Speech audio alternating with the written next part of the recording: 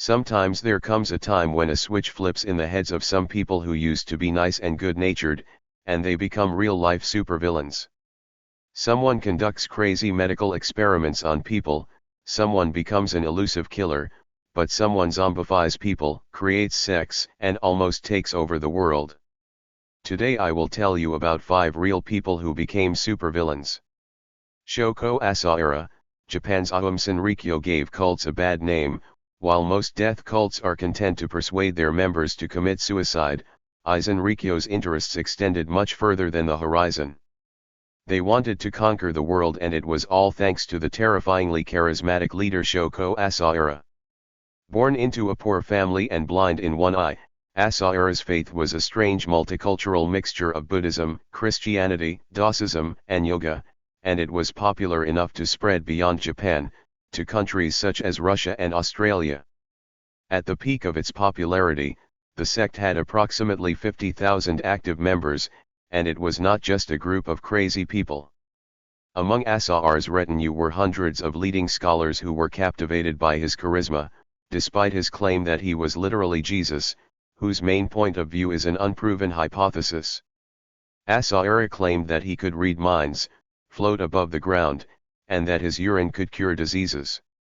He even built a fairly profitable business on this, selling his magic maca to gullible members of the sect, but the most important thing in the dogma was the imminent onset of Armageddon, and it was Aum Shinrikyo that was supposed to cause it. In 1995, Asahara put his apocalyptic vision into action when 5 cult members took the deadly sarin gas into the Tokyo subway. During this attack, 13 people died and more than 6,000 were injured. Very quickly, all the leads and responsibility for this act were pointed out to Aum Shinrikyo, and the leaders of the sect, including Asahara himself, were arrested, and it was then that everyone discovered how terrifyingly close Asahara came to complete world domination. Aum Shinrikyo's scientific division was engaged in the production of weapons of mass destruction. They developed biological weapons such as anthrax and Ebola viruses. Owned an AK-47 factory, at least one attack helicopter, and were close to creating a nuclear bomb. If Asahara had not been stopped after the subway attack, the world would have seen an even larger attack. Griselda Blanco. Colombian drug lord. More precisely, the Baroness. Griselda Blanco grew up as a sweet and quiet child, but the devil inside her got the better of her when she was just 11 years old. Then she kidnapped the baby from rich neighbors and killed him when they refused to pay the ransom. She spent much of her youth involved in petty crime, pickpocketing, prostitution and drug dealing. Before she finally collected her saved money and made her dream come true. Having started her own business, she opened a women's underwear store, but don't think of this as a good ending to the story. Blank's store was a Victoria's Secret for drug lords. The fact is that Blanca produced underwear with hidden compartments for smuggling cocaine. In a very short time, Blanca made a dizzying career in the drug business. She eventually moved her business to Miami and became Lady Scarface. According to law officials, the Blanca empire was a big factor in Miami becoming the cocaine capital of the world in 1980. But she wasn't just a sophisticated lingerie salesman, she was a central criminal figure with, depending on who you ask, between 40 and 250 murders under her belt. She was ultimately arrested and convicted of only 3 murders, but received a lenient sentence. After several years in prison, Blanca was shot as soon as she was released by an unknown killer, a motorcyclist. Alexander Solenik. Russian hitman Alexander Solenik began his career as a policeman in the twilight of the Soviet Union. But the authorities noticed that there was something wrong with him, so he was fired. He then got a job as a gravedigger until he was arrested for rape in 1987. The court sentenced Thessaloniki to 8 years in prison. During the hearing, he escaped through a window and disappeared for several months until he was arrested again. He earned a reputation in prison. He was compared to the then popular Dolph Lundgren and Rocky. One day he got into a fight with 12 other prisoners who decided to teach him a lesson. But Thessaloniki won. After this, the other inhabitants wisely decided to leave him alone.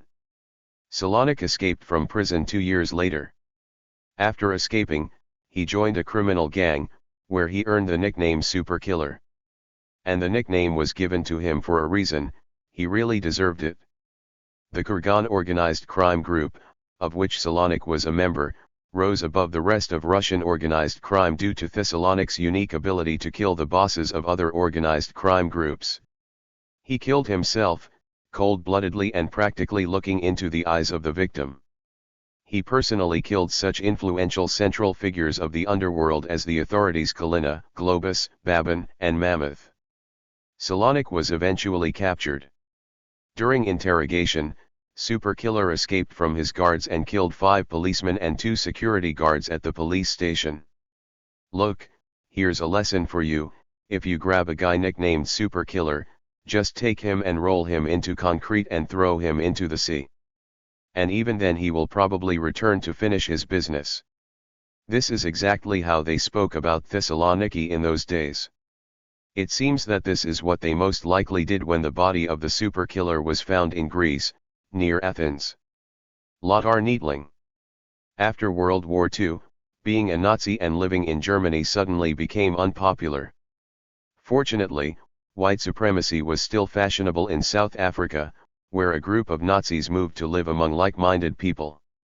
Among them was Lothar Neitling, who at the age of 13 was already captivated by the ideals of the Third Reich. History may never know all of his atrocities, but growing up in Cape Town, Neitling was an academic marvel who earned 2 doctorates in forensic science and went to work for the South African Police Department. Neitling used his powers of scientific expertise to become known as South Africa's Dr. Mengele. People called him the main poisoner. Neitling created a substance known as Lather's potion. Lather's potion was a real poison, designed to simulate heart attacks in victims, mainly aimed at anti-apartheid activists. Neitling was mentored by South African Chief Medical Officer Arthur Besson, and together they worked on an even larger chemical warfare campaign against blacks.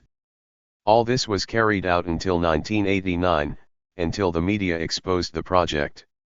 Neitling eventually died of cancer, and although Besson is still alive, you'll be glad to know that he was punished severely. He was banned from practicing medicine. Charles Peace. The Industrial Revolution was not kind to the Pisa family. Englishman John Peace lost his leg due to a work injury, but later found himself working as an animal handler to support his family, including his son Charles Peace, who went to work at a metal rolling plant, where, like his father, he lost his leg due to an industrial injury. But while his father found work despite the trouble, Charles took a different path. He began a life of crime. Peace was a highly skilled acrobat, as well as a fascinator and a celebrated performer in Shakespeare productions. He performed at local fairs and pubs, which was an effective cover for his nightlife as a burglar. He was such a talented thief that the police at first attributed his individual crimes to an entire gang of thieves. On top of that, he was so good at changing facial expressions at will that he made Jim Carrey jealous of him. Peace committed his crimes with impunity for many years, since no one expected the friendly one-legged violinist to scurry across the rooftops at night. He was eventually caught during a robbery in Blackheath, London. His candidacy can be safely nominated for the role of Batman of the Victorian era. Well, that's all for today. Thank you all for your attention.